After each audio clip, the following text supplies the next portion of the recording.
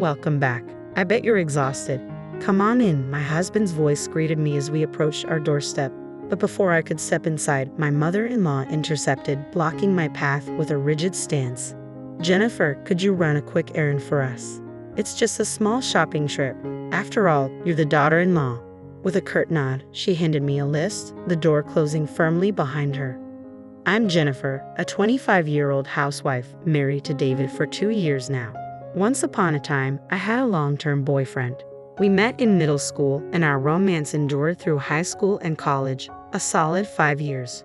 I thought we were on track to marry once our careers settled. But then, as my sophomore year of college drew to a close, he vanished without a trace, leaving behind a solitary message. I'm sorry, we should break up. And just like that, he vanished from my life. I searched high and low, but his whereabouts remained a mystery, even to my closest friends. It was a crushing blow. If you're ending things, at least have the decency to tell me why. I pleaded silently, but he vanished into thin air after 5 solid years together. Acceptance seemed impossible, and moving on felt like an insurmountable task. I wish he had just ripped the bandage off brutally, rather than leaving me hanging in limbo. Throughout the remainder of my college years, I spiraled into a cycle of self-destruction. Week after week, I drowned my sorrows in parties, earning a reputation for offering indiscriminate hugs to every guy in sight. Yet by some stroke of luck, I never allowed things to escalate further. Perhaps it was his lingering influence that restrained me, preventing me from veering into darker territory. My longtime friends couldn't bear witnessing my downward spiral any longer. With the best intentions, they began to introduce me to eligible suitors, hoping a new romance might anchor me. Each introduction brought forth quiet, steady men, but I recoiled from their advances, paralyzed by the fear of abandonment. Still, I forced myself to honor my commitments to my friends, and then amidst the haze of doubt and fear, I encountered someone who ignited a glimmer of hope within me. David, older and with a steadfast determination, he possessed a clarity of purpose that resonated deeply with me.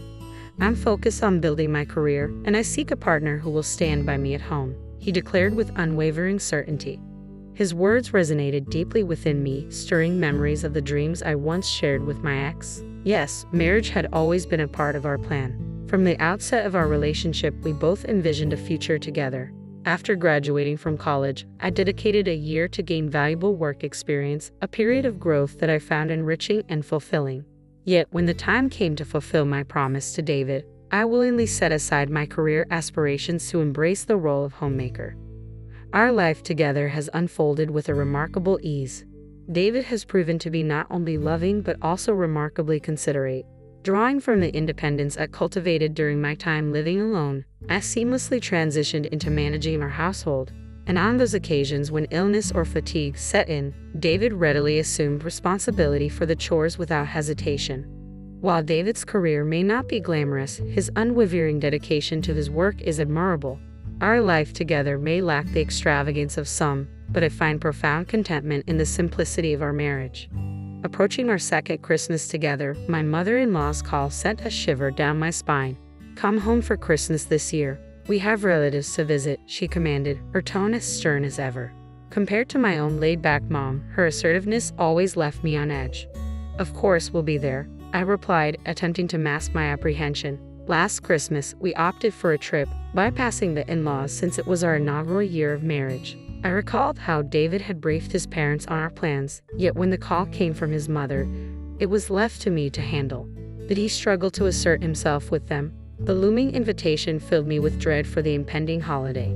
Despite not being intimately familiar with my husband's family dynamics, I reassured myself that it was only a 2-day affair, a manageable stint.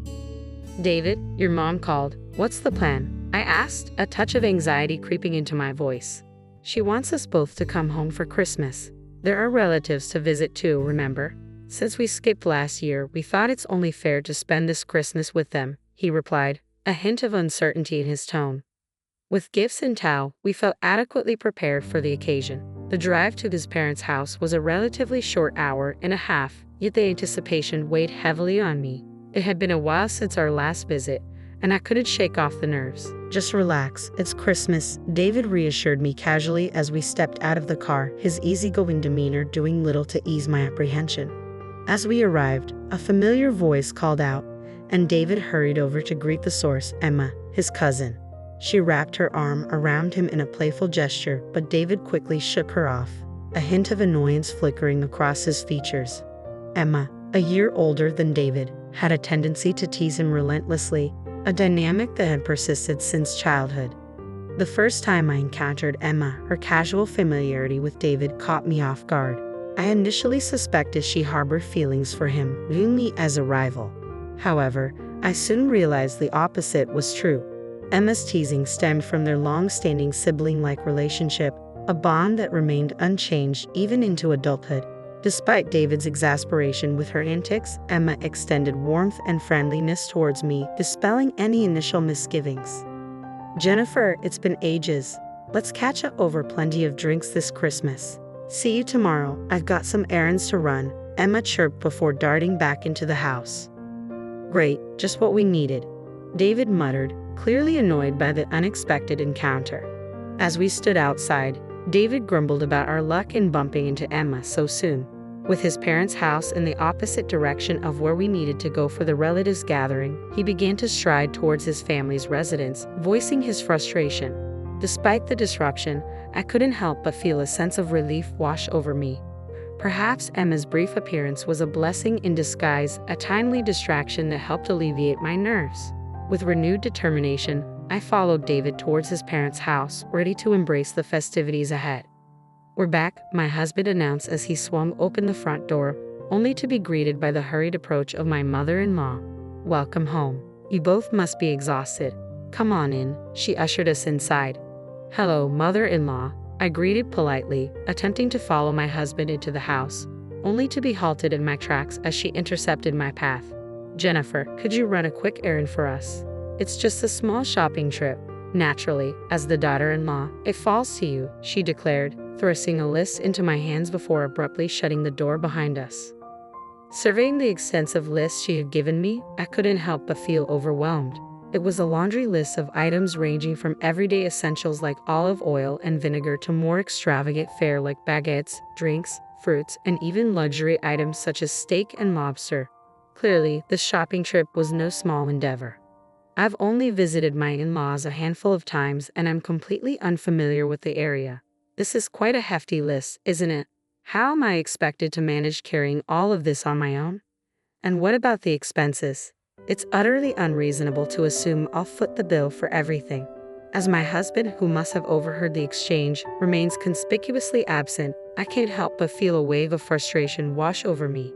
"Hey David, aren't you going to help out?" I call out, standing bewildered outside, awaiting his assistance. Yet, to my dismay, all I hear is laughter emanating from within the house. "Ah, I see how it is. I'm being disregarded," I mutter to myself, refusing to be relegated to the role of a mere housekeeper on Christmas. Frustrated by my mother-in-law's blatant demands and my husband's indifference, I make the decision to leave, driving back home in a fit of anger. Determined to salvage what's left of the holiday, I procure food and drinks for a relaxing Christmas at home. However, as I settle in with a beer, I'm startled by an unfamiliar sound emanating from my husband's belongings. Fuming with anger towards my mother-in-law, I stormed off, driving home with my husband's luggage stowed in the car. Among his belongings was his phone, which began incessantly ringing, prompting my curiosity. I had never felt the need to snoop through his phone before, but now, I couldn't resist the temptation to glance at the caller ID. It was a woman's name. As I stood frozen, the call ended and a message notification appeared. With the messages displayed on the screen, I read a series of short sentences that pierced through me. "David, when are you coming back from the in-laws? I'm feeling jealous being here without you. I've put off seeing you for Christmas, but make sure to come to me as soon as you return." My heart sank as the reality dawned on me. My husband was cheating. In that moment, any warmth I felt towards him turned to ice. While I had previously brushed off my mother-in-law's harassment as a minor nuisance due to our infrequent encounters, discovering my husband's infidelity was an entirely different story. There's no way I can continue living in this shame of a marriage. With a sense of urgency, I attempted to unlock his phone, and to my disbelief, the password was my own birthday. Using my own birthday to secure a phone he's using to communicate with his mistress. The audacity. Swiftly, I gathered evidence of his affair. There was no need for a private investigator. His phone held all the damning proof I required. The exchange of messages and the contents of his photo folders painted a damning picture of his infidelity. Now, faced with the reality of his betrayal, I contemplated my next move. In a moment of boldness, I seized his phone and composed a message to his mistress. My wife has gone back to her parents' house after a disagreement, so we have the opportunity to spend Christmas together. Come over, I typed, pretending to be him. Almost immediately, her reply came through. I swiftly responded with our address and awaited her arrival. She promised to be there within an hour, and true to her word, the doorbell rang just 30 minutes later. That was remarkably fast. As I swung open the door, I was met with the unexpected sight of my husband, father-in-law, and mother-in-law standing before me, their expressions betraying a sense of dejection. "Oh, we're back." My mother-in-law's voice carried a somber tone as she and my husband exchanged glances. "What happened to you two? Let us in for now," she continued, gesturing for us to step aside. With a sense of bewilderment, I ushered them into the room. But as they entered, a voice caught my attention, one that didn't belong to my father-in-law. Who could it be? Turning towards the entrance, my eyes fell upon Emma, standing beside none other than my grandmother-in-law, my mother-in-law's own matriarch. I was taken aback by the unexpected appearance of my grandmother-in-law. "What brings you here?" I began, but before I could finish, she interjected, ushering us all inside. "Come on, David, and you too, Jennifer," she said, her tone softened by an apology.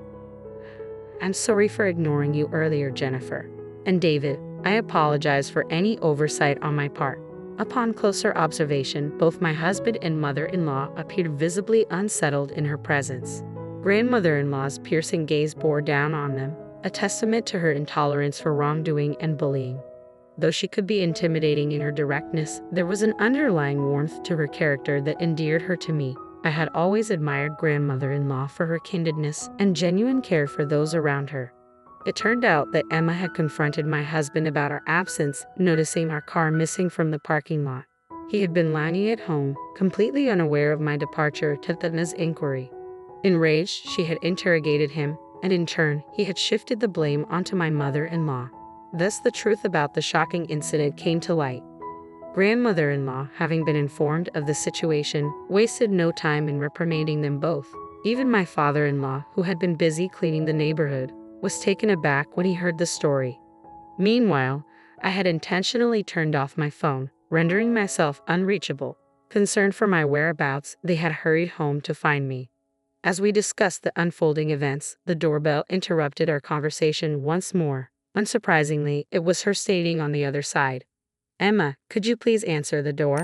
I called out, and in response, there was a sudden commotion followed by voices in dispute. As I observed, my husband's complexion turned pale, signaling the arrival of an unexpected guest. The tension in the room escalated, and I struggled to suppress a rising sense of amusement. The situation reached its climax as the woman my husband believed he had invited attempted to flee, only to be intercepted by Emma and ushered into the room. A collective gasp echoed through the room as everyone laid eyes on her.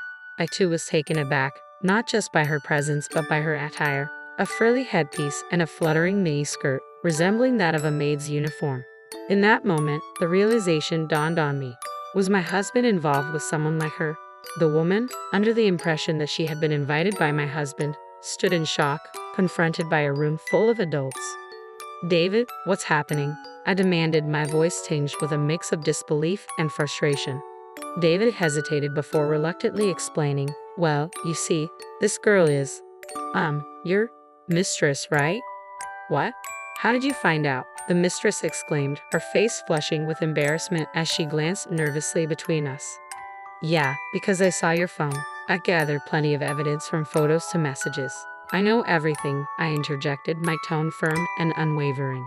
At this revelation, the mistress let out a panicked cry, pleading for help from both David and my mother-in-law. The unexpected plea for assistance from my mother-in-law left me stunned, raising more questions than answers.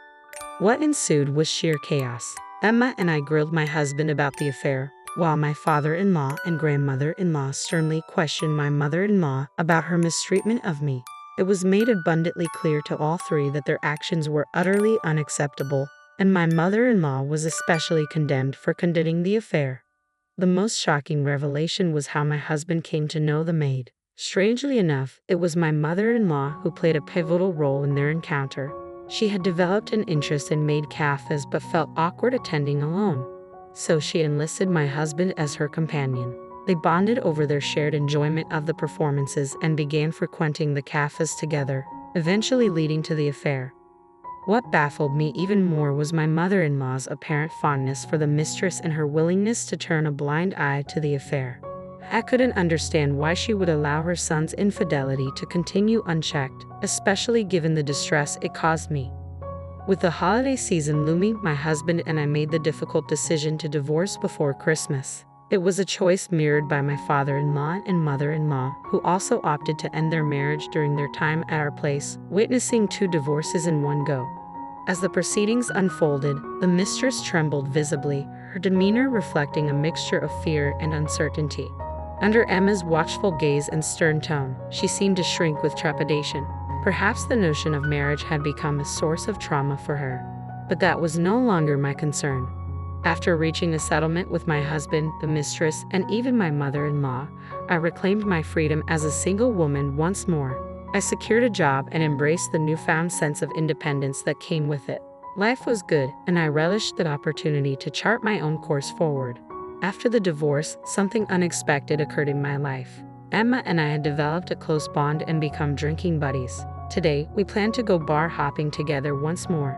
As I made my way to our meeting spot, I noticed someone standing beside Emma. Could that be Emma's boyfriend? Approaching them, the man turned around, and I was stunned. It was my ex-boyfriend, the one who had vanished without a trace. He seemed equally taken aback to see me. "Emma, I'm sorry, but I have to go," I stammered, feeling the surge of emotions welling up inside me. "What?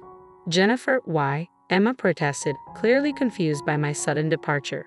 Without hesitation, I began to run, my ex calling out after me, "Jennifer, wait, let's talk." But I couldn't stop, the rush of emotions propelling me forward, away from the ghosts of my past. At last, the truth from the past came to light. It turned out that my ex-boyfriend's family had endured a string of hardships. His grandmother battled dementia, his father's business collapsed, and his mother suffered from exhaustion due to caregiving responsibilities. Eventually, they had relocated to the countryside to seek refuge with relatives.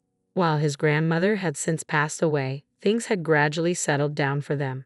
He expressed regret for not having the courage to confide in me about their family struggles earlier. "I understand now, but you should have told me," I responded, acknowledging the difficulty he had faced. Although it was in the past, learning the truth brought a sense of closure and understanding. But the surprises didn't end there. By a twist of fate, I discovered that my ex-boyfriend now worked at the same place as Emma, and they even shared the same shift today.